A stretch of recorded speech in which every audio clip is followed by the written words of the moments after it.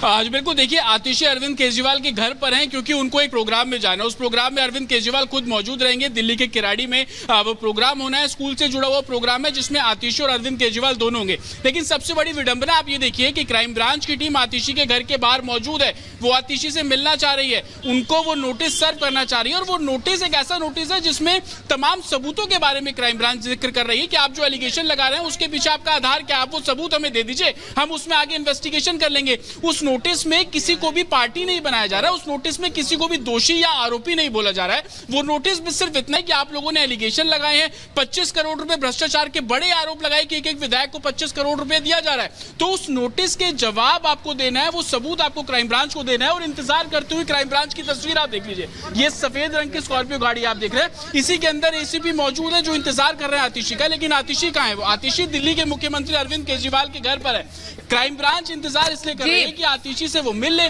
उनको और नोटिस दे दे, और नोटिस देकर कुछ बेसिक इन्फॉर्मेशन आतिशी से ले ले कि जो एलिगेशन आपने लगाया वो समझा देंगे। बहुत ही महत्वपूर्ण जानकारी आप दे रहे हैं, दोबारा से आपके पास आएंगे। लेकिन अपने दर्शकों को ये बता दें कि आम आदमी पार्टी जो आरोपों में लगातार घिरती जा रही है, आरोप तो लगा दिए लेकिन सबूत अब इनके पास है नहीं। सबूत मांगने के लिए पहुंची है दिल्ली पुलिस की क्राइम ब्रांच टीम, लेकिन वहां पर ना केजरीवाल बीते दिन मिले और ना ही आज आतिशी मिली। इस पूरे मामले पर बीजेपी की तरफ से क्या कुछ प्रतिक्रिया आ रही है, आपको सुनवाते हैं हरीश खुराना की ये बात।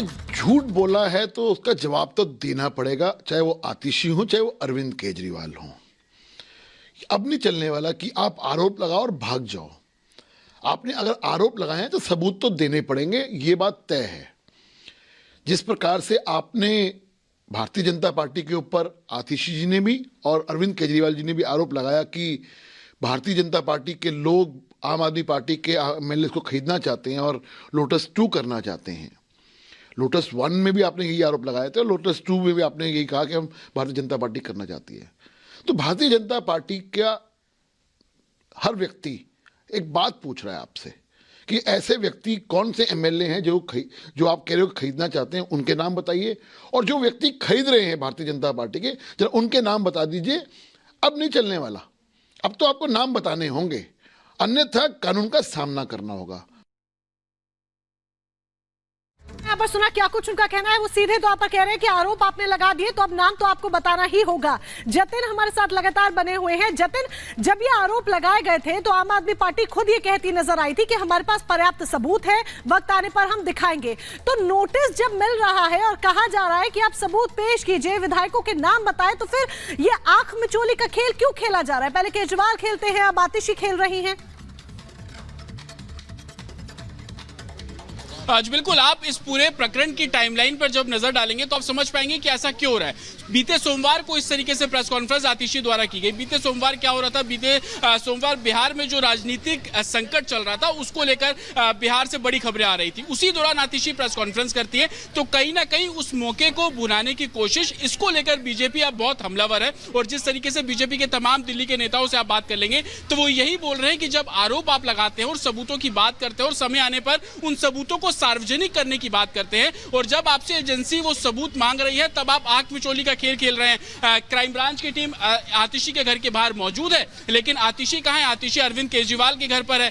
कल क्राइम ब्रांच की टीम अरविंद केजरीवाल के घर पर मौजूद थी, लेकिन अरविंद केजरीवाल भी घर पर थे, लेकिन क्राइम ब्रांच से मिले नहीं। ये बोल दिया गया कि मेरे दफ्तर पे आप सबमिट कर दीजिए नोटिस और आगे हम देखेंगे कि हमें क्या करना है। इस नोटिस का मकसद सिर्फ इतना है कि जो एलिगेशन आप लगा रहे थे उस एलिगेशन को लेकर आप सबूत एजेंसी को दे दीजिए। एजेंसी जो भी इसमें दोषी होगा उसके खिलाफ कार्रवाई करेगी।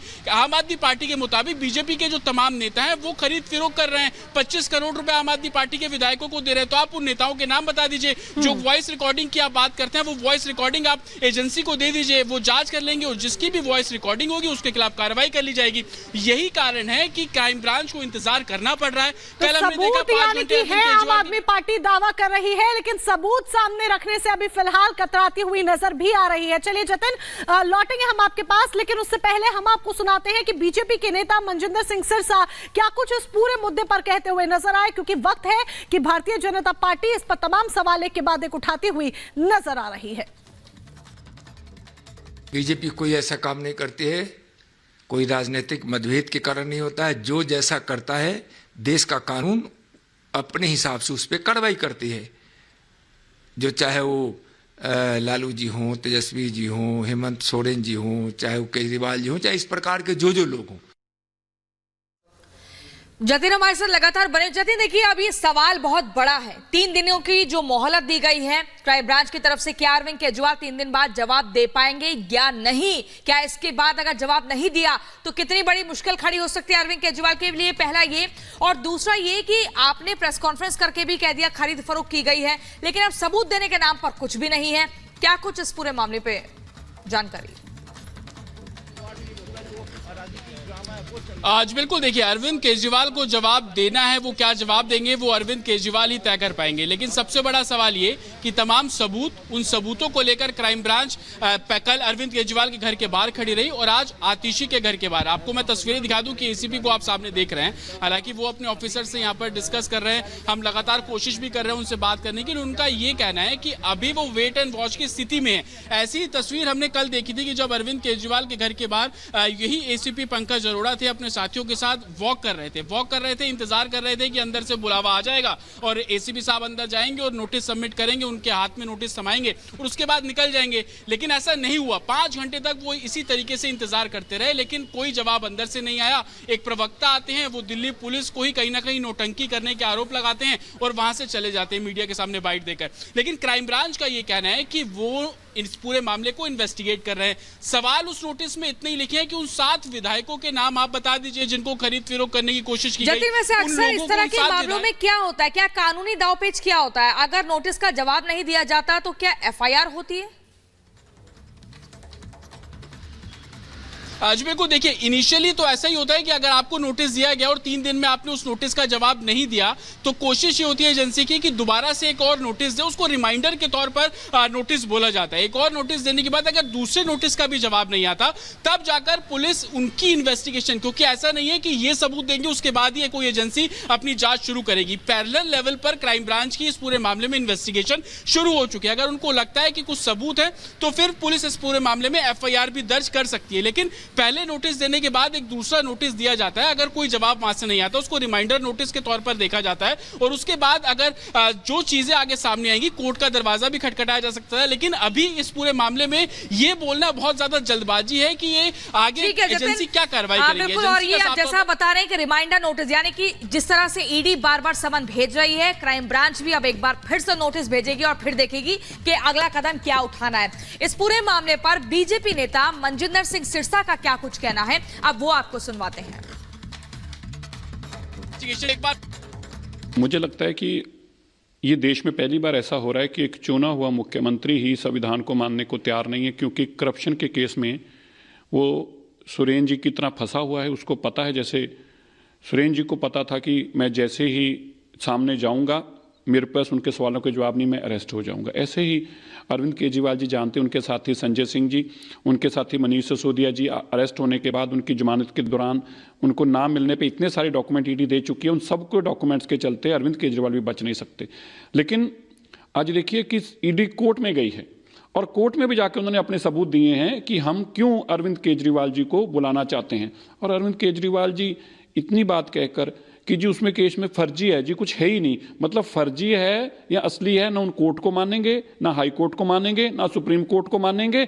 अपनी करप्शन करी है तो ये करप्ट आदमी ऐसा आदमी है जो कहता मैं किसी कोर्ट को नहीं मानता, बस मेरा फैसला ही सुप्रीम है। लेकिन अरविंद केजरीवाल जी, इस देश का फैसला डॉक्टर अंबेडकर जी के मुताबिक चलेगा, इस देश का फैसला इस देश के कानून के मुताबिक चलेगा और उस कानून के मुताबिक और डॉक्टर अंबेडकर द्वारा बनाए संविधान के मुताबिक आपको ईडी के सामने पेश भी होना पड़ेगा, तो जेल भी जाना पड़ेगा शराब घोटाले।